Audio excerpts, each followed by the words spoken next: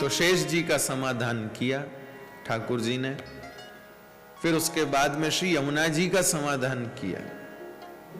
फिर यमुना जी का समाधान करके समग्र प्रकृति सृष्टि जितनी भी थी उस प्रकृति सृष्टि का समाधान किया। लता पता पेड़ पौधे पक्षी आदि सब भगवान के शुभागमन के साक्षी बने। तो उन सब का समाधान ठाकुर जी ने किया। पेड़ों को भी खुश किया, लता पता सब। और ठाकुर जी को किसी को भी खुश करने में मेहनत नहीं लगती है, खर्चा भी नहीं लगता है। अपने को किसी को खुश करना हो भाई, मेहनत भी लगती है, खर्चा भी लगता है, कुछ सामान भी देना पड़ता है, थोड़ा बोलना भी पड़ता है, न मन हो तो भी बोलना पड़े, अरे ऐसा। लेकिन श्री ठाकुर जी को तो कुछ नहीं लगता है। क्या लगता है? निज जन स्मय ध्वंसन स्मितः, सिर्फ एक स्मित हास्य ठाकुर जी का उनके आश्रित जनों को सुख देने में समर्थ है। सिर्फ एक स्मित हास्य, अट्टहास भी नहीं, एक स्मित हास्य बस। जैसे ये बात सुन के आपके आए ना स्मित हास्य बस इतना सा हास्य जो है वो कर देता है। तो श्री ठाकुर जी सब जीव जगत सृष्टि को समाधान देते हुए नंद घर पहुंचे हैं। आहा, नंद बाबा के द्वार पर आज नंद बाबा के जितने पूर्वज पितृगण हैं वो अंजलिबद्ध होकर खड़े हैं, अंजलिबद्ध होकर के खड़े हैं वे सब। आज हमारे इस कुल को धन्य करने के लिए, हमारी इस परंपरा को, वंश परंपरा को धन्य करने के लिए परात्पर परब्रह्म पधारे हैं। तो हम उनका स्वागत करें। इसलिए नंद राय जी के जितने पूर्वज पितृगण हैं वो सब अंजलिबद्ध होकर के खड़े हैं भगवान का स्वागत करने के लिए।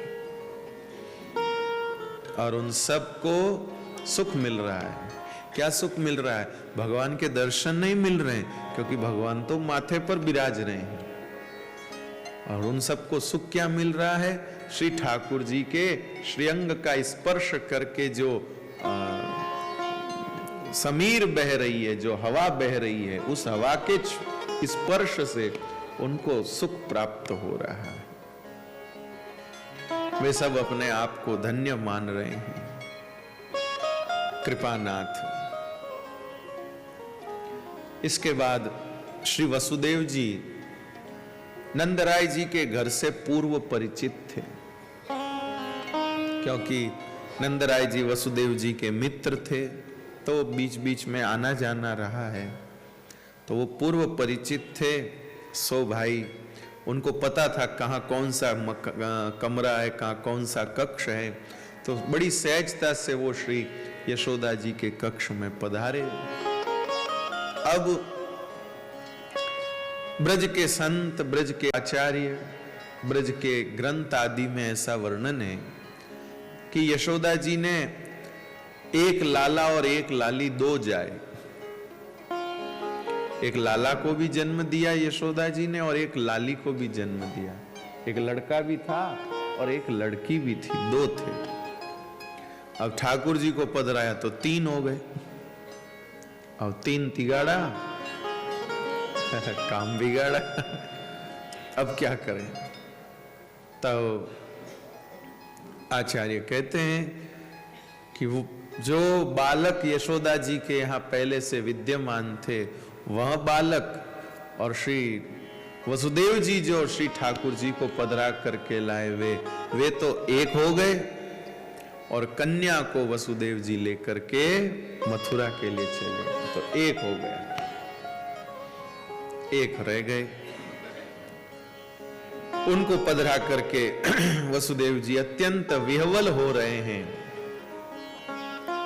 बार बार मन में यह बात आ रही वसुदेव जी के कि पूरे रास्ते जब मैं बालक को लेके चल रहा था तो पूरे रास्ते मन प्रसन्न था और मन में इस बालक की बाल क्रीड़ाओं का बार बार विचार आ रहा था कि ये बालक जब घुटनों के बल चलेगा तो कितना प्यारा लगेगा, जब ये अपनी तोतली वाणी से मैया मैया बाबा बाबा बोलेगा तो कितना अच्छा लगेगा। ऐसे ठाकुर जी की होने वाली उन दिव्य लीलाओं का चिंतन करते करते वसुदेव जी कह रहे मैं पूरे रास्ते में चला। अब मेरे को मन में बार बार ये खटक रहा है कि यह सब चिंतन तो किया लेकिन इन सब लीलाओं को अब मैं देख तो नहीं पाऊंगा, मैं वंचित हो गया। अब मुझे ये सब कहां मिलेंगे? क्या मैं यहीं रह जाऊं? लेकिन नहीं, अगर मैं यहां रह जाऊंगा तो देव की चिंता करेगी और कंस न जाने फिर क्या अभियान छेड़ेगा, इसलिए मुझे चले जाना चाहिए। इसलिए बड़े दुखी मन से वसुदेव जी यह शोभ लेकर के कि मैं बाल लीलाओं से वंचित रह जाऊंगा, यह शोभ लेकर के जा रहे हैं। कृपानाथ देखिए, एक बात सुनिएगा, बड़ी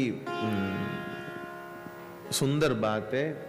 वसुदेव देवकी को भगवान के शिशु रूप का दर्शन हुआ लेकिन बाल लीला का सुख नहीं मिला और नंद यशोदा को मिला। तो ध्यान दीजिएगा, वसुदेव देवकी को तप के बल पर ठाकुर जी मिले। वसुदेव देवकी को तप के कारण ठाकुर जी मिले हैं और नंद यशोदा को सेवा के बल पर ठाकुर जी मिले हैं। तो जिनको तप के बल पर मिलते हैं उनको दर्शन सुलभ होता है और जिनको सेवा के बल पर मिलते हैं उनको लीला सुलभ होती है।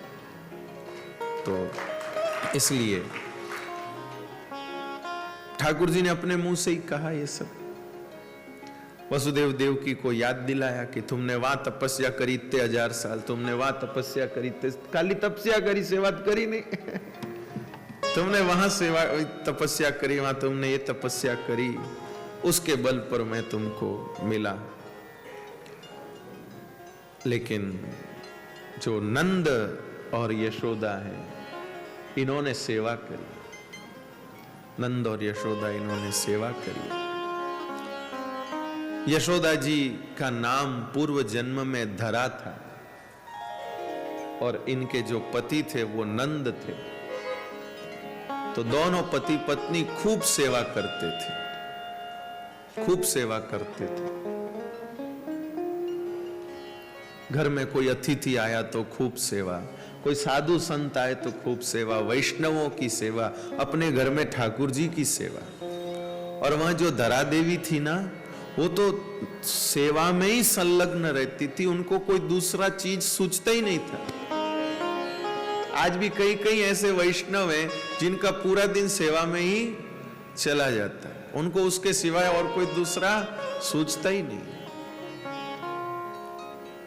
अड़ोसी पड़ोसी रिश्तेदार नातेदार कहते कि ये तो कुछ काम के नहीं, इनको कुछ और पता नहीं, ये होश नहीं, वो नहीं, उनको बोलते लेकिन उनको उससे कुछ भी, वो भी उनकी उन बातों पर ध्यान देने का भी उनको समय नहीं, वो भी उनको फुर्सत नहीं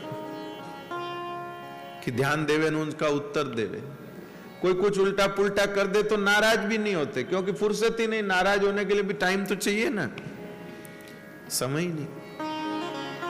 ऐसी धरा देवी श्री ठाकुर जी की सेवा में, संत वैष्णव सेवा में लगी रहती थी। एक बार क्या हुआ, उनके पतिदेव ब्राह्मण थे और भिक्षा लाते थे, उससे सेवा चलती थी। एक बार पतिदेव घर नहीं थे और एक संतों का समूह घर पर भोजन करने के लिए आ गए। संतों का समूह घर पर भोजन करने के लिए आ गया।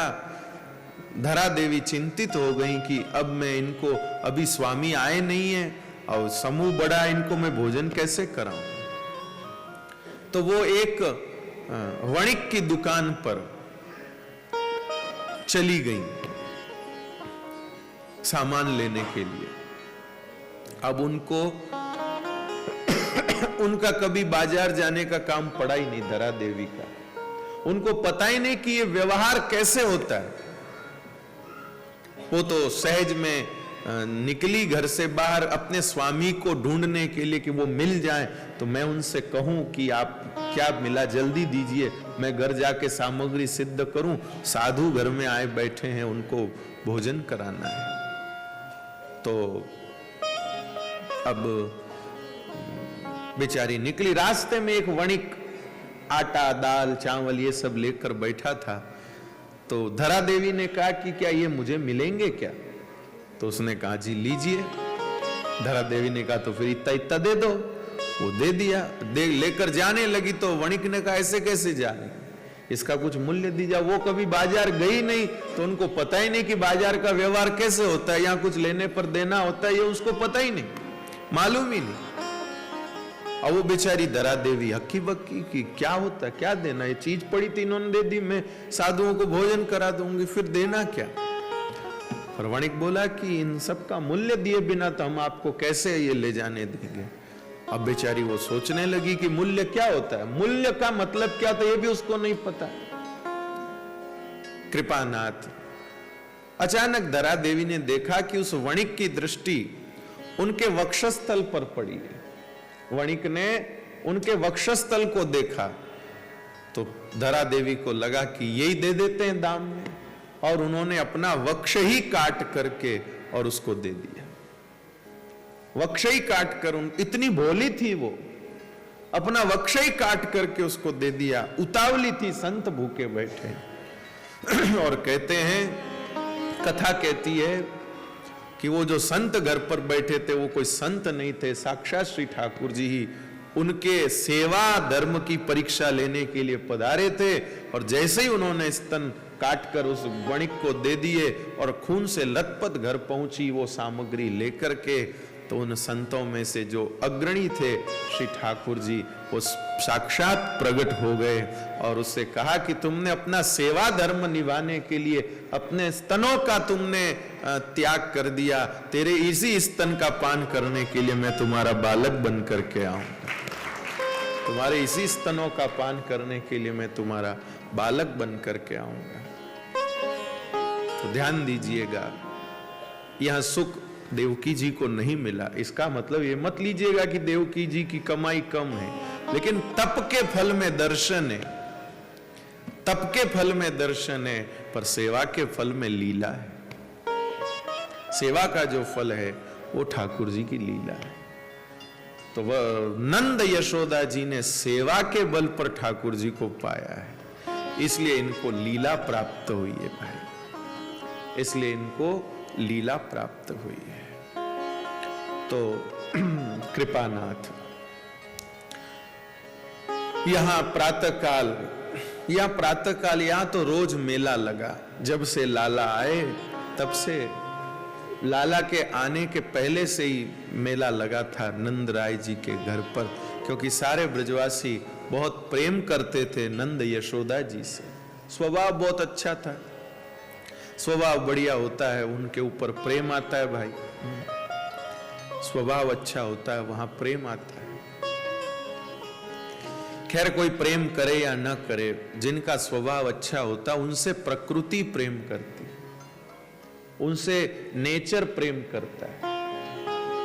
आपके हृदय, आपके दिल में सहृदयता है तो पक्षी भी आराम से आपके बगल में आके बैठेंगे।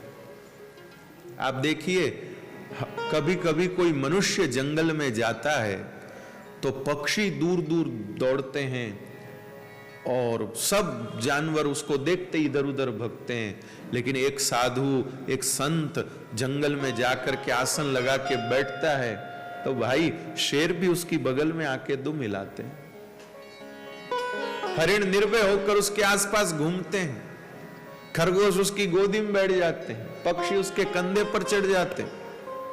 क्यों? उनके स्वभाव के कारण। और माफ करिएगा, हम लोगों से ज्यादा जानवर, पशु, पक्षी मनुष्य के स्वभाव को समझते हैं। हम लोग तो अपने घर वालों का भी स्वभाव नहीं समझ सकते कि किसका क्या स्वभाव। क्या करें कृपानाथ, सब परतें ओढ़ के चलते हैं। जिसको थोड़ी हल्के शब्दों में कहूं तो सब एक मुखौटे पे कितने ही मुखौटे, क्या पहचान करे? लोग के आदमी को देखते ही पहचान लेते, ये फिजूल बात है। क्या पहचानोगे? कोई सीधा तो कोई सामने आता ही नहीं, सब मुखौटों से मुखौटे पहन के आते, आप क्या पहचान करोगे? किसी को सीधा तो देख ही नहीं सकते आप, सब मुखौटे पहन पहन के आते हैं। क्या स्वभाव की परख करेंगे? तो पशु समझ जाते हैं, लेकिन पशु जीव जगत को ये भगवान ने दिया है, वो समझ जाते हैं कि इनकी क्या है। रोज आती हैं गोपियां, रोज झुंड बना के बैठती हैं, मंगल गीत गाती हैं, शुभकामनाएं व्यक्त करती हैं कि जल्दी से मैया को कुछ हो जाए, जल्दी से मैया को कुछ हो जाए। और आज वो शुभ दिन आया और मैया की गोद भरी, और प्रातः काल श्री नंद राय जी उठ करके और अत्यंत सुरभित सुगंधित सुशीतल स्वच्छ वातावरण में गौशाला में पहुंचे, गोष्ठ में गो दर्शन करने के लिए। गैया की प्रसन्नता शुभ संकेत तो कर रही है, लेकिन क्या करे, गैया के पास वहां शब्द कहने की सामर्थ्य नहीं है कि जिससे नंद बाबा को अवगत करा दे कि रात्रि में क्या घटना घटी। बस वे अपनी चेष्टाओं से नंद राय जी को बधाई दे रही हैं। गले में घंटी है, वो ट्रन ट्रन बजा रही है, पूंछ ऊंची कर करके उछल रही है, अपने थन में से दूध गिरा रही है, ये सब कर रही है कि समझ जाओ समझ जाओ। लेकिन नंद राय जी ये समझ रहे हैं कि गैया खुश है, लेकिन इनकी खुशी का क्या रहस्य है ये नंद राय जी नहीं समझ रहे। और उसी समय आ गई हमारी बुआ जी सुनंदा जी। क्या कहना, खुशियों की प्रवक्ता, खुशियों की अनाउंसर, उनके मुंह से खबर सुन के ज्यादा अच्छा लगता है। तो वे सुनंदा जी जो थी वो ठाकुर जी की बुआ जी थी, तो उन्होंने, वो भी आकर के यहाँ बैठी थी, कुछ भाभी जी के हो मैं ध्यान रखूं, थोड़ी सेवा करूं, खाली यूं जोर जमाने के लिए नहीं। बहुत सी बुआ जी, बहुत सी ननन तो सिर्फ जोर ही जमाती है, आती तो सेवा के बहाने से कि पियर में काम है, चलू काम है, काम क्या नो माता रो करे। तो बस वो जोर जमाना, लेकिन सुनंदा जी का स्वभाव जोर जमाने वाला नहीं है, वो तो बहुत ही मृदु स्वभाव की, बहुत ही मीठे स्वभाव की हैं। तो वे सुनंदा जी को श्री ठाकुर जी का सबसे पहला दर्शन प्राप्त हुआ है। नंदालय में सबसे पहला ठाकुर जी का दर्शन सुनंदा जी ने पाया, सुंदर स्वभाव के कारण, सुंदर स्वभाव के कारण पाया। बहुत मीठा स्वभाव हमारी सुनंदा जी का। तो उन्होंने सबसे पहले बाल कृष्ण लाल का दर्शन किया, यशोदा जी को जगाया, यशोदा जी के स्वास्थ्य की चिंता करी। भाई प्रसव हुआ है, सकुशल तो है। यशोदा जी के चेहरे पर तेज देखा, खुशी देखी, मुस्कुराहट देखी, तो सुनंदा जी सहज हो गई कि चलो भाभी कोई दिक्कत नहीं है, कोई तकलीफ तो नहीं है, स्वस्थ है, प्रसन्न है। अब सुनंदा जी ने भाभी से कहा, भाभी अब तेरे मन में जो हो सो मुझे कह दे। तो यशोदा जी ने कहा, मेरे मन में तो सबसे पहली चीज तो यही है कि जाकर के या लाला के बाबा से तो कहो, वो कब सो सोच रहे होंगे कब क्या होगा, कब क्या होगा, लाला सो तो कहें। सो श्री सुनंदा जी गोष्ठ में गई, जहां गैया रंभा रही है, संकेत कर रही है, शब्द कर रही है, और उस गोष्ठ में जाकर के श्री सुनंदा जी ने नंद राय जी को सूचना दी, नंद राय जी को खबर दी, और नंद राय जी उस खबर को नंद राय जी को खबर दी, और नंद राय जी खबर सुनते ही इतने आनंदित हुए हैं, आनंदित हुए पूछिए मत। आहा, सुखदेव जी महाराज वर्णन करते हैं, नंदस्त्वात्मज उत्पन्ने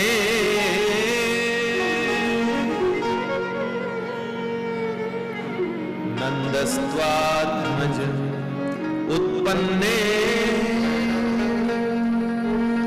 जातान लादो महामन जातान लादो महामन आहूय विप्रान वेदज्ञा स्नात शुचिरलंकृत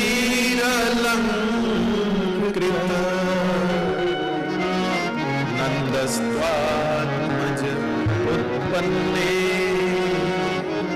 नंदस्त्वात्मज उत्पन्ने जातान लादो महामना। नंद बाबा के यहाँ आत्मज उत्पन्न हुआ। वैसे तो आत्मज जो है पुत्र को ही कहते हैं, लेकिन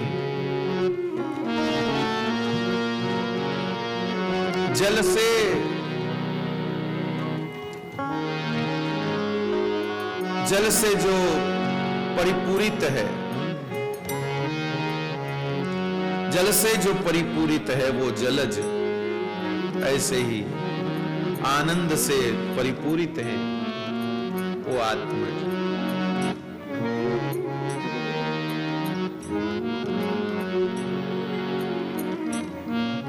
जल में पैदा होने वाला वो जलज, जिसकी उत्पत्ति जल में हुई है। और श्री ठाकुर जी जीव के इस पंचभौतिक शरीर में नहीं उत्पन्न होते, आत्मज हैं, आत्मा में उत्पन्न होते हैं। मेरे भाई बहन, व्यक्ति का शरीर कैसा भी अपवित्र क्यों न हो, लेकिन उसके भीतर विराजमान जो आत्मा है वो उस काल में भी पवित्र रहती है और उसी में परमात्मा का प्राकट्य होता है।